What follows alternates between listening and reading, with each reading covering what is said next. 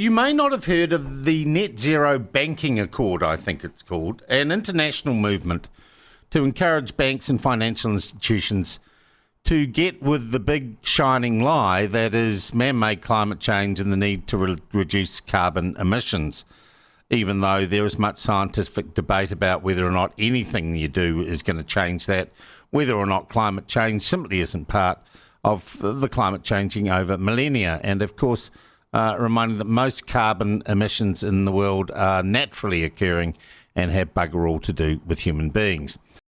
Have you always wanted to visit India, but the hassle of planning and the intensity of group schedules is putting you off? Hi, I'm Craig, owner and tour leader of Maharaja Tours. With 40 years experience travelling India, I curate stress-free luxury tours where you can expect top hotels, easy travel, excellent guides and delicious food.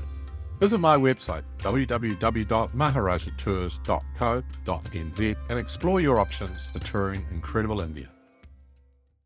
This comes at a time when politically questions over net zero and climate change are sweeping the world, and perhaps there is a rejection of the doomsayers of climate change, and that might be why Greta Thunberg's more interested in the genocide that's not happening in Palestine than the climate emergency that's not happening around the rest of the world.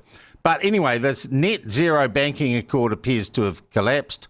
What is it, and is this significant? We're joined now by Mark Cameron, who is the ACT Party's rural spokesman. Mark, how are you? Too good, mate. How are we, Sean? Very well. Now, firstly, tell us what this net zero banking accord is or was.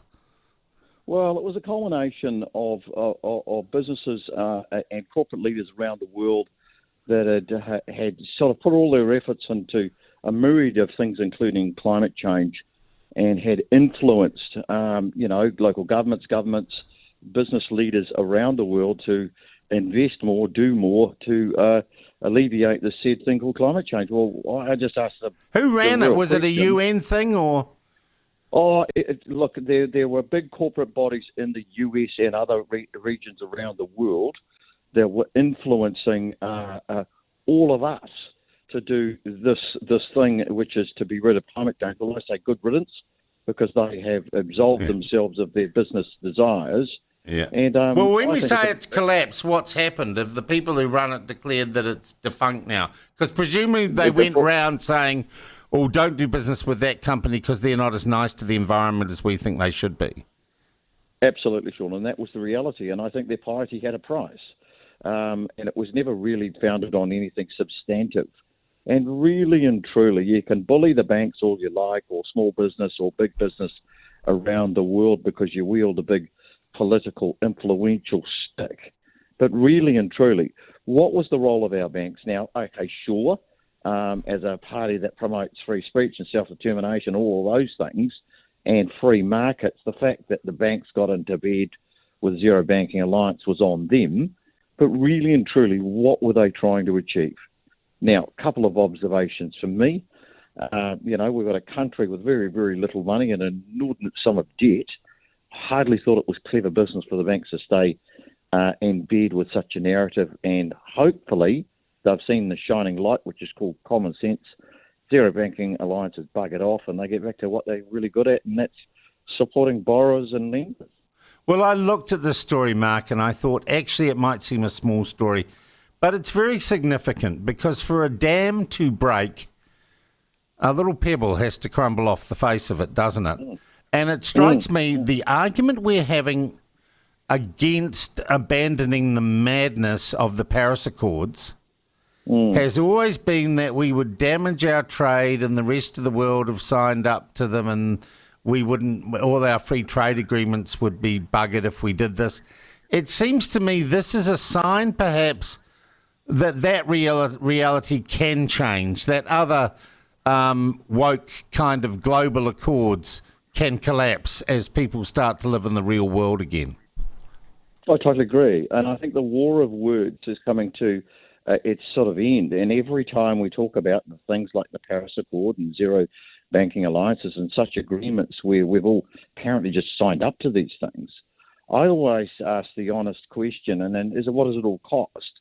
and how much will it reduce our overall emissions profile, and by virtue, keep our global temperature below 1.5 degrees. I think that's the question that everyday Kiwi citizens ask when they're trying to make a sound investment or decision, and they feel browbeaten by all these pious people telling us how to live and what to drive and what to eat and all of the above.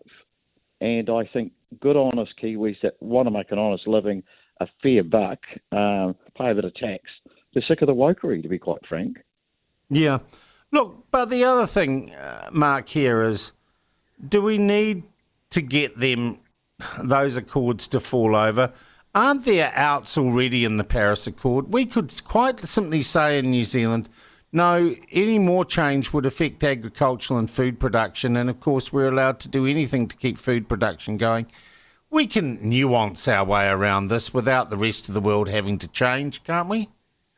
Oh, I would agree, and I think the wider point is that when you build consensus, and it certainly seems to be happening now, the number one thing that we all do agree on as Kiwis, that everything's too bloody dear. Now, if we're going to sign up to all these international agreements because we're all very pious and it's all going to fix everything, the real question is, with the cost of living the way it is that a priority over climate change? Well, from where I sit and the people I listen to, the cost of living is everything. It is the biggest burden for all of us.